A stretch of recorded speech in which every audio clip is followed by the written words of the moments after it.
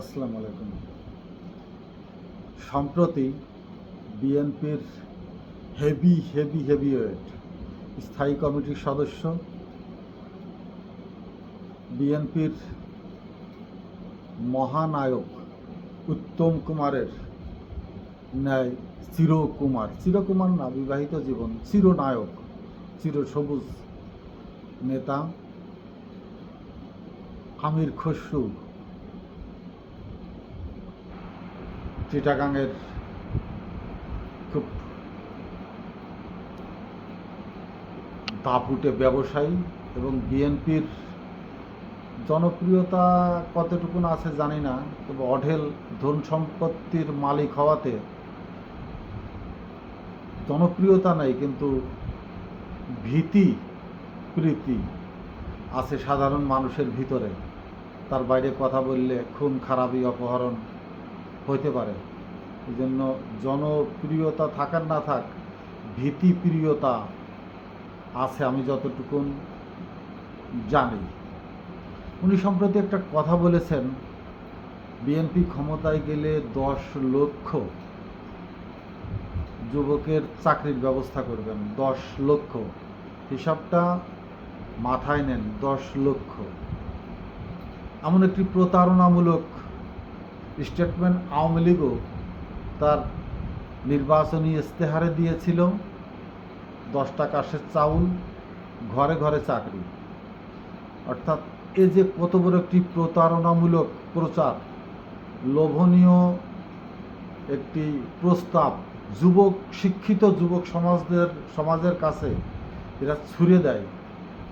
একটাই আশা, এই যুবকদেরকে তাদের দিকে আকৃষ্ট করা, তাদের দিকে টেনে আনা, তাদেরকে ব্যবহার করা, মিছিলে মিটিংয়ে মারামারিতে খুনোখুনিতে হাত তুলে রাজপথে দাপিয়ে বেড়ানোর বিভিন্ন অপকৌশলের এটা বড় ধরনের একটি মোক্ষম তাবিজ বা বড়শি এরা ফেলে দেয়। এখন কথা হলো, বিএনপি এই সময়ে এসে এ ধরনের একটি প্রতারণামূলক প্রস্তাব যুবক, কিশোর, শিক্ষিত ছেলেদের ভিতরে কেন ছুড়ে দিল? তো আমির খসরুর মতো একজন নেতার মুখ দিয়ে। বিএনপির যুব সমাজে এই সময়ের ছেলেপেলে যারা, ইয়াং জেনারেশন যারা বিএনপির পিছনে দৌড়াচ্ছে, তারা বিএনপির ভিতরকার অতীতের খবর কতটুকু জানে, কতটুকু তাদের স্মরণে আছে বা তাদের মুরব্বীদের। আমি এর আগের ভিডিওতে বলেছিলাম যে আপনারা একটি অবজারভেশন করুন, জানার চেষ্টা করুন যে বিএনপির আমলে কতজন বিএনপি লোককে তারা চাকরি দিয়ে গিয়েছিল। বিএনপির লোকজনদেরকে বিএনপি ক্ষমতায় থাকা অবস্থায় 5%, তার বেশি না। এরা বিএনপি ক্ষমতায় আসলেও বিএনপি ছেলেদের চাকরি দেয় না। প্রথমত হলো, চাকরিতে গেলেই তারা ওই কর্মীকে হারাবে। দ্বিতীয় কথা, বিএনপির চাকরি দিলে হয়তো পয়সা কম দেবে। আওয়ামী লীগের চাকরি দিলে যত পয়সা পাওয়া যায়, বিএনপি ছেলেদের চাকরি দিলে তো তত পয়সা দেবে না। 3 নম্বর, তার পরিবার চাকরি বাকরি পেয়ে স্বাবলম্বী হয়ে যাবে, তখন বিগড়ে যাবে যে আমার ছেলের টাকা নিয়ে চাকরি দিয়েছে, ওরে ভোট দেবো না, এই ধরনের একটা অবস্থার সৃষ্টি হবে। এই জন্য বিএনপি আমলে বিএনপির লোকের চাকরি হয় না, চাকরি আওয়ামী লীগ আলাদের হয়। আর আওয়ামী লীগ আলাদের সময় আওয়ামী লীগ আলাদেরই চাকরি হয়। তো এই কথাটা তো তাদের বিএনপির যে ঘরোয়ানা যে একটা সমাজে যারা আছে তাদের তো মনে আছে। তাদের কত লাখ লাখ ছেলেপেলেদেরকে চাকরির প্রলোভন দেখিয়ে শিক্ষিত ছেলেপেলেদেরকে তারা বেকার করে রেখেছে, এবং তারা তাদের দলীয় বিভিন্ন জায়গায় ব্যবহার করেছে। ঠিক সেই ধরনের, সেইখান থেকে ফিরিয়ে আনতে প্রথমত এই প্রস্তাব, দ্বিতীয়ত বিএনপি আগের মতো আর যুব সমাজকে নিয়ে, ছাত্র সমাজদেরকে নিয়ে, স্বেচ্ছাসেবীদের নিয়ে আগের মতো সেই যুব সমাজের মধ্যে বিএনপির প্রতি আকৃষ্টতা অত্যন্ত নিম্ন তলায় গিয়ে পৌঁছেছে। অত্যন্ত অবস্থা ভয়াবহ, এত ভয়াবহ যে তারা এই প্রস্তাব ছুড়ে দিতে বাধ্য হয়েছে। 10 লাখ, আমি বলছি 10 লাখ, অর্থাৎ 10 লাখ যুবক ছেলেকে তারা আকৃষ্ট করে চাকরির প্রলোভন দেখে, বিশেষ করে শিক্ষিত যেসব ছেলেপেলে বিভিন্ন কলেজ ভার্সিটি থেকে, জাতীয় বিশ্ববিদ্যালয় থেকে, বিভিন্ন সাইট থেকে শিক্ষিত হওয়ার পরেও যে বেকার যেসব একটি যুব সমাজ, শক্তিশালী যুব সমাজ, যারা বেশিরভাগই 80-90 ছাত্র বৈষম্য বিরোধী আন্দোলনের সাথে সম্পৃক্ত, তাদেরকে নিজেদের দিকে টানতেই অত্যন্ত লোভনীয় প্রস্তাবটি একেবারে বিক্ষিপ্তভাবে, অত্যন্ত তীব্রভাবে ছুড়ে দেওয়া হয়েছে তাদেরকে আন্দোলনমুখী করে বিএনপির পক্ষে রাজপথে আনতে। এখন কথা হলো, এটা একটি প্রস্তাব যদি সঠিক হয়, খসরু সাহেব কি কোন খাতে ভ্যাকান্সি আছে, কোন খাতে কত জন লোককে চাকরি দেবেন, কোন গ্রেডের, তাদের অর্থায়নের, বেতনের যে অর্থায়ন, তার কি কোনো ব্যাখ্যা বা সেটা নিয়ে কি তেমন কোনো বস্তুনিষ্ঠ উপস্থাপন করতে পারবেন জাতির সামনে?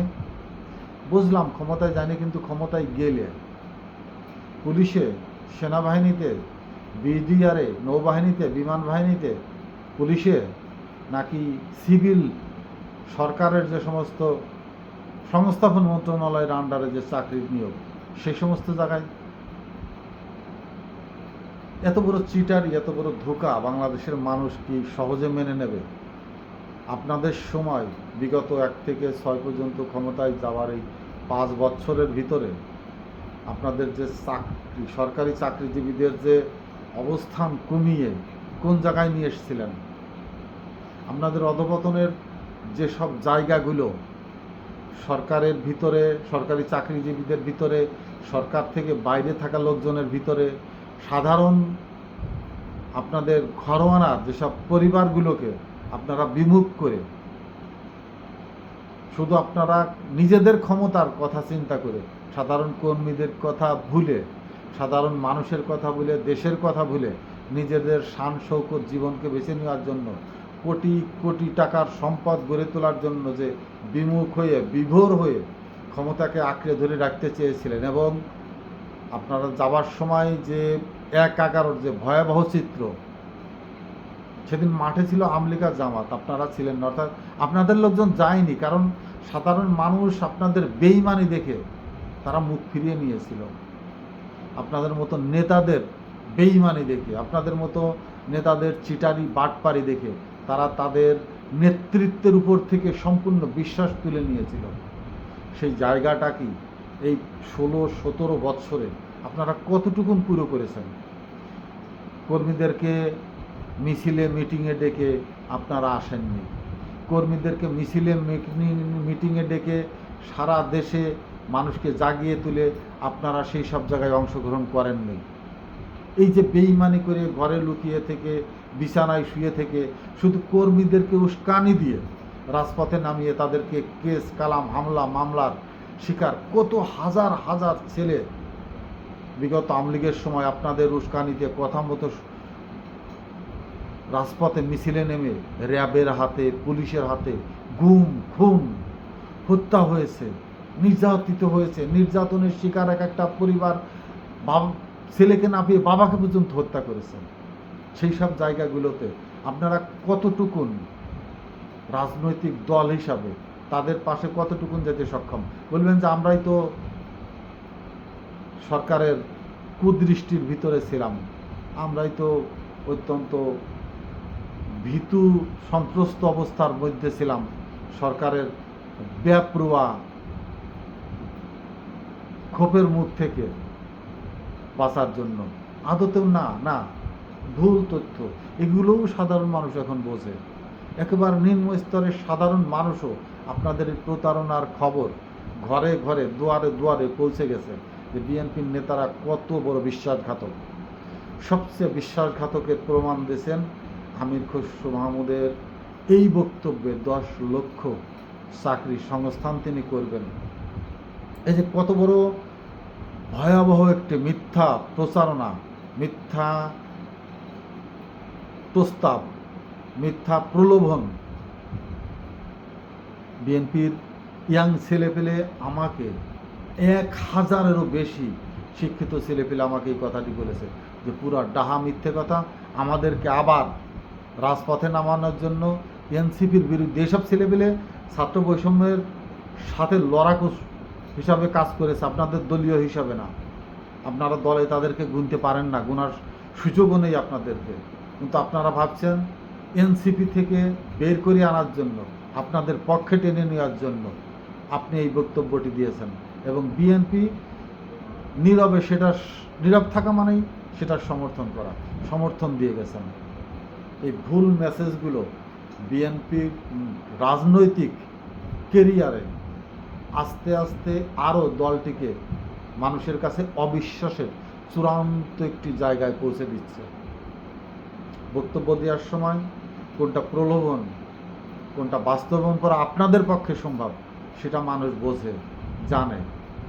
5ই আগস্টের পরে আপনারা যে জাতির সাথে প্রহসন করেছেন, জাতির সাথে যে বেইমানি করেছেন, আওয়ামী লীগকে পুনর্বাসনের জন্য আপনারা যত ধরনের কলা কৌশল, রাজনৈতিক শক্তি থেকে শুরু করে অর্থনৈতিকভাবে, এবং আওয়ামী লীগ ঘরবানাদের সম্পূর্ণভাবে নিরাপদে আপনাদের কাছে রাখতে যত ধরনের প্রতারণামূলক কার্যক্রম পরিচালনা করেছেন, সমস্ত কার্যক্রমই সাধারণ জনগণের দৃষ্টিতে আছে।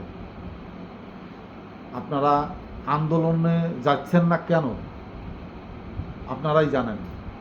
অর্থাৎ আন্দোলন করার মতো যে জনগোষ্ঠী মানুষের প্রয়োজন সেটা তো নাই, বরং দ্বিতীয়টি ভয় হচ্ছে আপনারা যেভাবে আওয়ামী লীগকে আপনাদের ঘরের ভিতরে টেনে এনেছেন, তাদের সাথে করে নিয়ে যদি আপনারা আন্দোলনে যান, ওই আন্দোলনে আওয়ামী লীগের এইসব ছেলেপেলে এমনভাবে গণ্ডগোল হইহুল্লোড় শুরু করবে যে পুরা দায়িত্ব আপনাদের ঘাড়ে নিতে হবে। ভয়টা কোথায় বুঝতে পারছেন? আপনাদের মনের ভিতরে কোথায় এই দ্বন্দ্বটা, কোথায় এই কোন্দলটা, সেটা স্পষ্ট করে দিলাম। বিএনপি যদি পরিষ্কার হয়, পরিষ্কার মানুষ আসবে। আর যদি জঙ্গলে ভরা থাকে, আপনারা ওই জঙ্গল নিয়েই, অর্থাৎ বাইরের বিভিন্ন দলের লোকজন নিয়ে এগুলো করতে থাকবেন। কিন্তু ভোটের রাজনীতিতে আমার হিসাবে দৃষ্টিকোণ থেকে অনেক অনেক অনেক নিচে। অতএব বিএনপির ঊর্ধ্বতন নেতাদের দৃষ্টি আকর্ষণ করে বলছি, এ ধরনের প্রতারণামূলক, প্রলোভনমূলক মিথ্যা প্রতিশ্রুতি দেবেন না। নিজেদের পায়ের তলার মাটি খুব নীরবে আস্তে আস্তে সরে যাচ্ছে, পদধ্বনি শোনার চেষ্টা করুন।